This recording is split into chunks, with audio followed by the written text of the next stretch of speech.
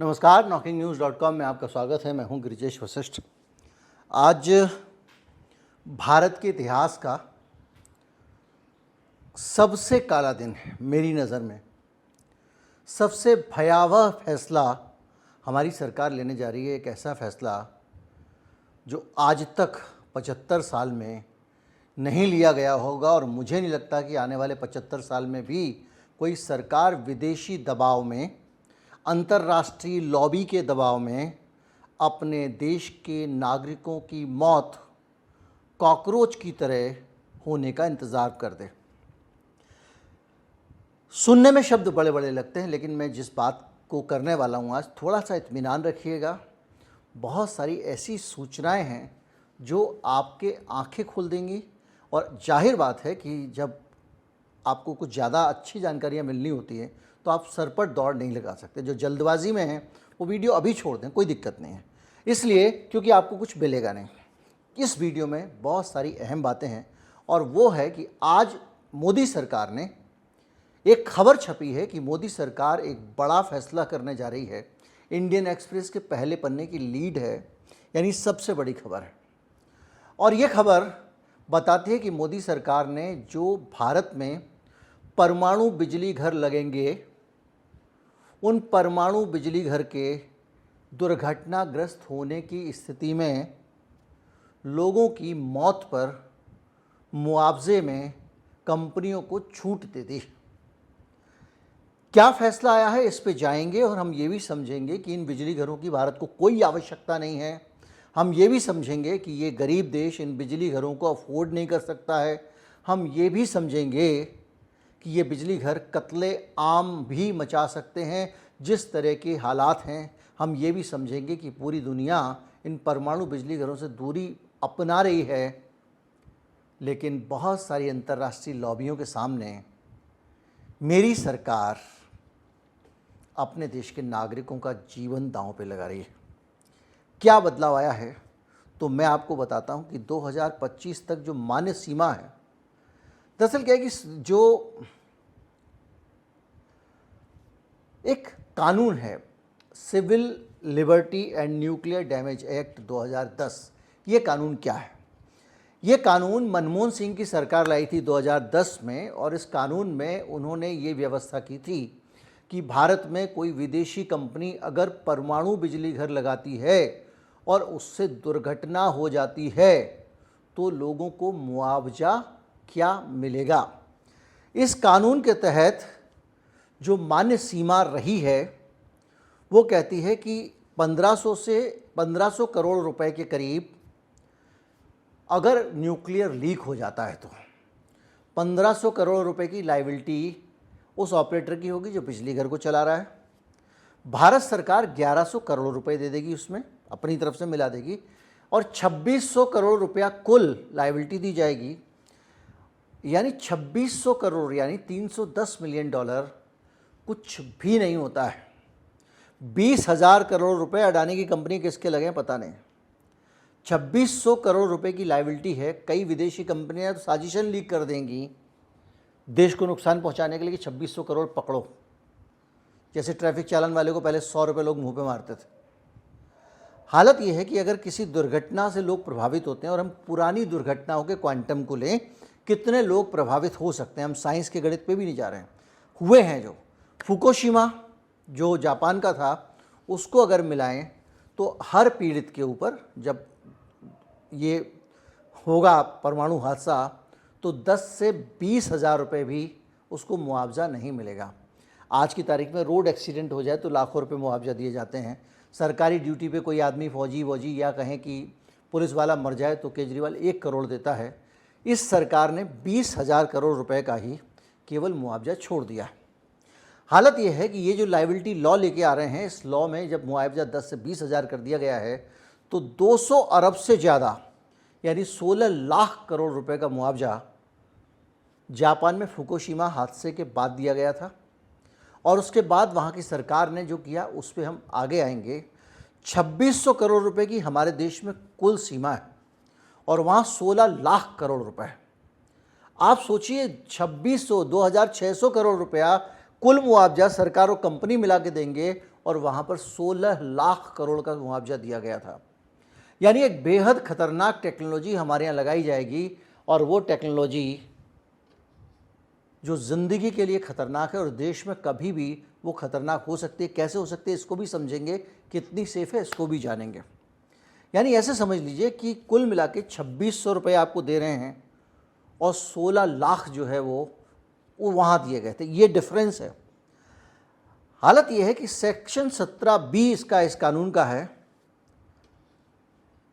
उसमें अब संशोधन कर दिया गया है और जो लोग इस पावर प्लांट को लगाएंगे, जो कंपनियां अपना यहाँ पर प्लांट बिजली घर लगा के देंगी न्यूक्लियर वाला, उन कंपनियों की दुर्घटना होने की हालत में कोई जिम्मेदारी नहीं होगी। ये इस कानून में परिवर्तन कर दिया गया है। यानी बाहर से जो हमको पावर प्लांट लगा के देगा उसकी कोई जिम्मेदारी नहीं होगी। इसके अलावा इसमें CNLD रूल 2011 है, उसमें रूल 24 जोड़ दिया गया है और उसमें ये लिखा है कि जो भारत में जो भी संस्था बिजली घर लगा रही है वो ये कॉन्ट्रैक्ट कर सकती है सप्लायर के साथ कि भाई आपने अगर हमको सप्लाई किया और उससे कोई मर गया आपके माल के ख़राब होने से तो आपकी जिम्मेदारी नहीं होगी। 1500 करोड़ रुपए का इंश्योरेंस पूल क्रिएट किया गया है जिसमें कुछ पैसे भारत सरकार मिलाएगी और कुछ प्राइवेट आदमी मिलाएगा। यानी कोई आर्थिक बोझ भी किसी पे नहीं पड़ेगा। अब आप समझिए कि किस चीज़ के लिए मुआवजे तय किए जा रहे हैं। तो इसको समझने के लिए आप याद कीजिए कि एक कानून बना था Civil Liability and Nuclear Damage Act. कब बना था? 2010 में, जब भोपाल गैस त्रासदी हुई और गैस ही लीक हुई थी, परमाणु नहीं था वो। उसके बाद जब लोगों को नुकसान हुआ तो ये कानून बनाया गया। इस कानून के तहत कोई दुर्घटना होती है तो प्राइवेट या विदेशी सप्लायर को जिम्मेदार ठहराया जाएगा। पीड़ितों को आप मुआवजा देने की कानूनी गारंटी थी और कहा गया था कि उपकरण में अगर दोष है तो उसके सप्लायर को क्लेम किया जा सकता है। मोदी सरकार ने इसको बदल दिया। इसमें जो उसकी मूल भावना थी इसको ख़त्म कर दिया, विदेशी कंपनियों को मुक्त कर दिया। दुर्घटना होती है तो सरकारी कंपनी जिम्मेदार होगी, सप्लायर नहीं। सरकारी कंपनी मतलब ये पैसे वो मेरे टैक्स से पैसे देंगे। देश में दुर्घटना होगी, देश के लोग मिलेंगे, देश के लोग जो मरेंगे और देश के लोग उसकी भरपाई करेंगे। वाह मोदी जी वाह। नुकसान के लिए पहले से तय सीमा को बहुत कम कर दिया गया है जो हादसे की गंभीरता के मुकाबले काफ़ी कम है। देखिए मैं बार बार कह रहा हूँ ये वीडियो थोड़ा सा आपको वो रफ्तार वो पेस नहीं देगा क्योंकि इतना सारा रिसर्च याद नहीं कर पाता हूँ मैं कई बार, क्योंकि रोज़ एक वीडियो बनाना पड़ता है। फुकुशिमा में 1,60,000 लोगों को विस्थापित होना पड़ा था। 200 अरब डॉलर से ज़्यादा यानी 16 लाख करोड़ रुपए का उस वक़्त खर्चा आया था।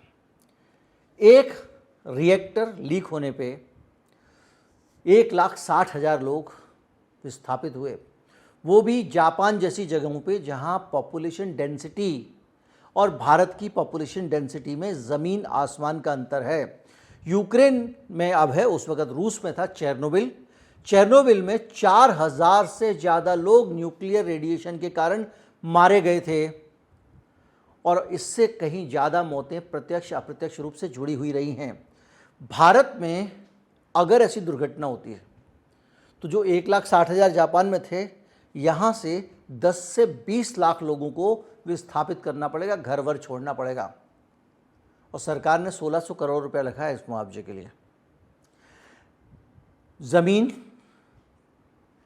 पानी की ज़मीन के अंदर का, समुद्र जीवन और कई पीढ़ियों तक बच्चों पर इसका बुरा असर पड़ता है। और इसके इस तरह की किसी भी दुर्घटना से निपटने के लिए nuclear power corporation of India limited के पास में कोई ना तो संसाधन है ना कोई एक्सपीरियंस है। आप सोचिए कितनी खतरनाक टेक्नोलॉजी लगाने जा रही है सरकार और उसकी लायबिलिटी कितनी कम कर दी गई है। इस खतरनाक टेक्नोलॉजी का लगाने का कोई तुक ही नहीं है, इसको भी हम आगे समझेंगे। सरकार सीधे सीधे जनता से विश्वासघात कर रही है। इतना बड़ा फैसला देश के लोगों के जीवन से जुड़ा हुआ लिया गया है और मोदी सरकार ने जनता के बीच में राय मशविरा करना तक ठीक नहीं समझा, कभी स्टेक होल्डर से बात करना ज़रूरी नहीं समझा और फैसला ले लिया। दुर्भाग्य से भारत के संविधान में एक व्यवस्था है कि जब भी आप किसी विदेश के साथ में कुछ साइन कर लेते हो कॉन्ट्रैक्ट, तो भारत सरकार को संसद को भी कॉन्फिडेंस में लेने की ज़रूरत नहीं है। अगर ट्रंप और भारत के बीच में कोई समझौता होता है तो ट्रंप उस समझौते को लेके अपने यहाँ पर जाएगा और वहाँ जो उनकी संसद है, उनका जो पार्लियामेंट है या उनका जो सीनेट है या हाउस ऑफ कॉमन्स है, वहाँ पे पास होगा, वो बहस होगी। हमारे यहाँ आएगा, लागू हो जाएगा, संसद एक तरफ, मोदी जी ने बोल दिया फाइनल। ये अंतर है कानून का। अब इसका नतीजा ये है कि कोई पारदर्शिता नहीं है और सीधे विदेशी कंपनियों को राहत देने वाली नीति हमारी सरकार बना दे रही है। इसका नतीजा ये होगा कि जब भी कोई एक्सीडेंट होगा, कंपनियां सेफ हैं, उनको सेफ कर दिया गया पूंजीपतियों। क्यों? क्योंकि वो अमेरिका के बड़े पूंजीपति, अमीर लोग, भारत के बड़े पूंजीपति, अमीर लोग, उन सब के फैक्ट्रियां लगेंगे, उन सब के ये बिजली घर लगेंगे, उनको कोई तकलीफ नहीं होनी चाहिए। पैसा तो वहीं से आता है।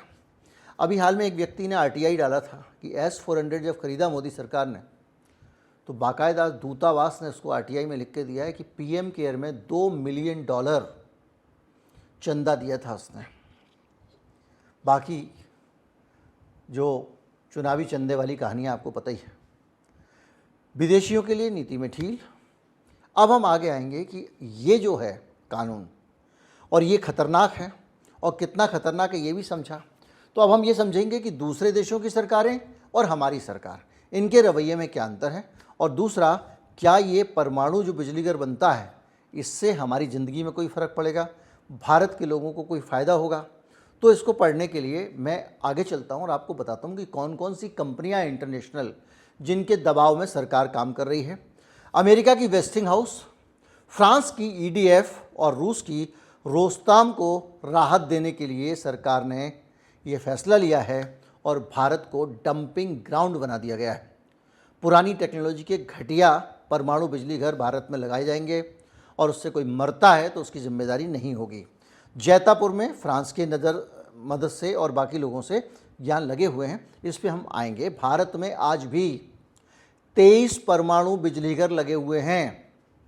वो बिजली घर atomic power corporation of India limited चलाता है और वो बिजली घर भारत की सरकार चला रही है, सरकारी कंपनी चला रही है, और वो बिजली घर सुरक्षित हैं। तो हम किसी विदेशी कंपनी को, किसी प्राइवेट कंपनी को इस तरह से बिजली घर चलाने की और बहुत सारे जोखिम के साथ चलाने की परमिशन क्यों देना चाह रहे हैं? हमारा परमाणु बिजली घर जो है, जो बिजली बनाता है, उस बिजली से जो हम भारत के लोग हैं उनका काम चल रहा है, और वो बिजली भी हमको ज़रूरत नहीं है, हमको नहीं चाहिए परमाणु बिजली घर।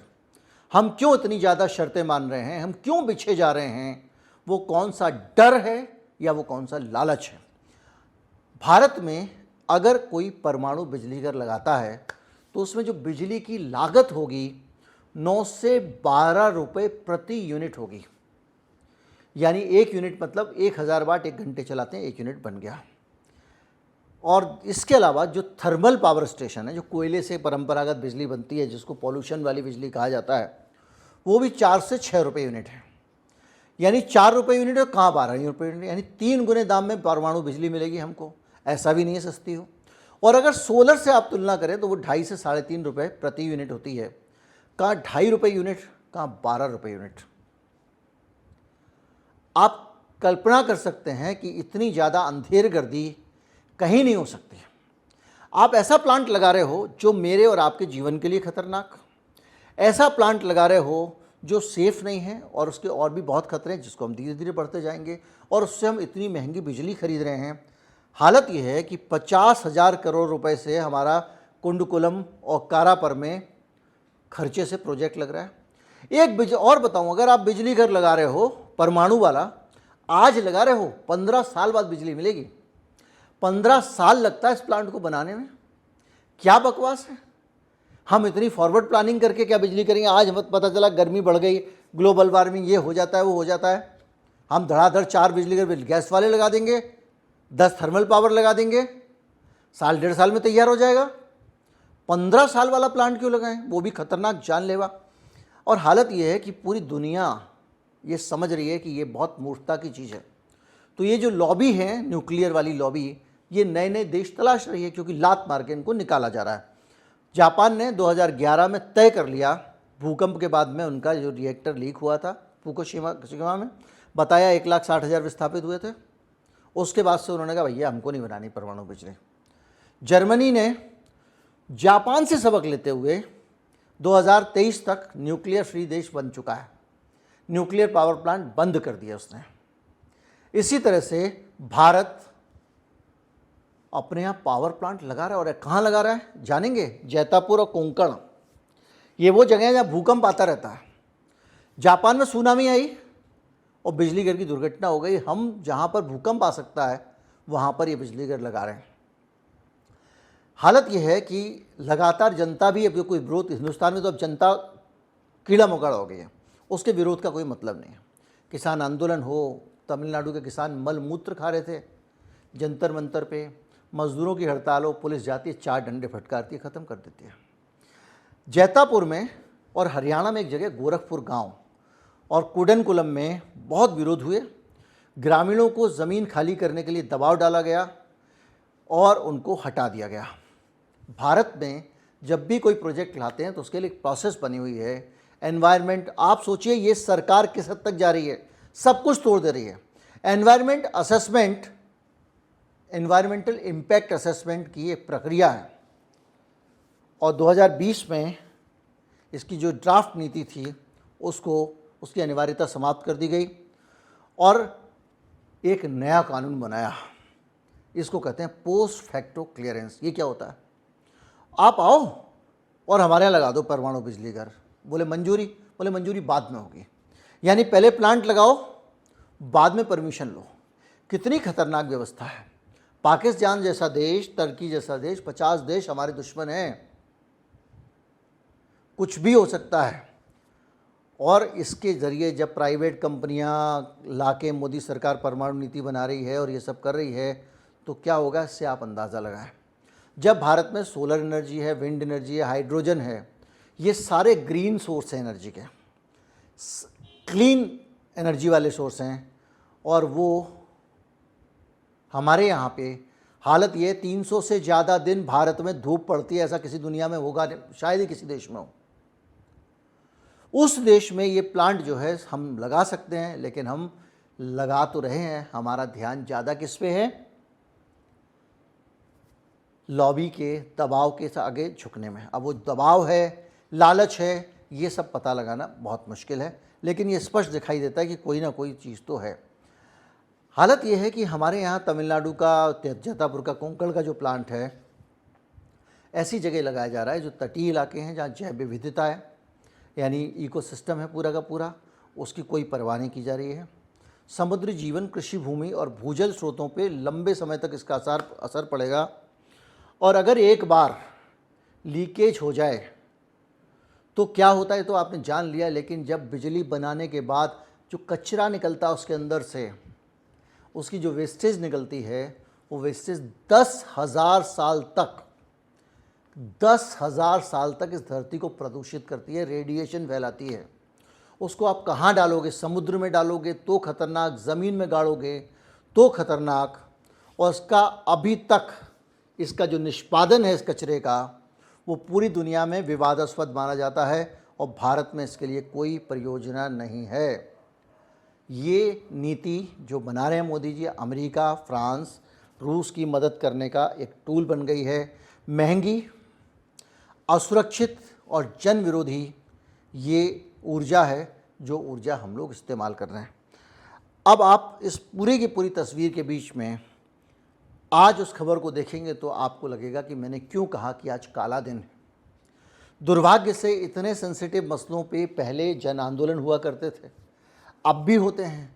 अब लोगों ने मोर्चे निकालने बंद कर दिए, अखबार खबर छापते ही नहीं हैं, एडिटोरियल नहीं लिखे जाते हैं, इन पे कहीं चर्चा नहीं होती है, और जो लोग कुछ इस पे आंदोलन चलाते हैं उनको कोई टूल किट गैंग घोषित कर देता है, कोई कुछ कर देता है, एजेंडाधारी बोल देते हैं उनको, अर्बन नक्सल बोल देते हैं, और इस तरह के प्रपंच में फंसा के अपने ही समर्थकों को अपने ही देश के हित के खिलाफ लगा के सरकारें अपना उल्लू सीधा करती हैं। उम्मीद करता हूँ कि ये पूरी तस्वीर बहुत साफ़ आपको हुई होगी, और इसके ज़रिए आपको ये पता लगा होगा कि हम किस दौर में जी रहे हैं और हमारे देश में अब कितनी बड़ी मुसीबत सामने आ गई। अब प्रश्न है कि इसको रोका कैसे जाए। इसको रोकने का एक ही तरीका है, और वो तरीका ये है कि भारत के लोगों को उठना चाहिए, जन जागरण लाना चाहिए, ज़्यादा से ज़्यादा लोगों को बताना चाहिए।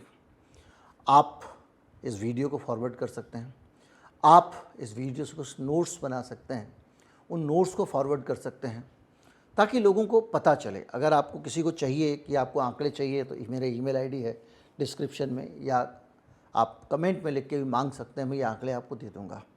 सब कुछ जनता में है, लेकिन ये कुछ ऐसे मामले में जिस पे बात होनी चाहिए। हम एक लोकतांत्रिक देश में रहते हैं और सरकार का काम जनता का ध्यान रखना है। जनता के जीवन से खिलवाड़ करके विदेशियों को खुश करना बिल्कुल नहीं है। नमस्कार, जय हिंद।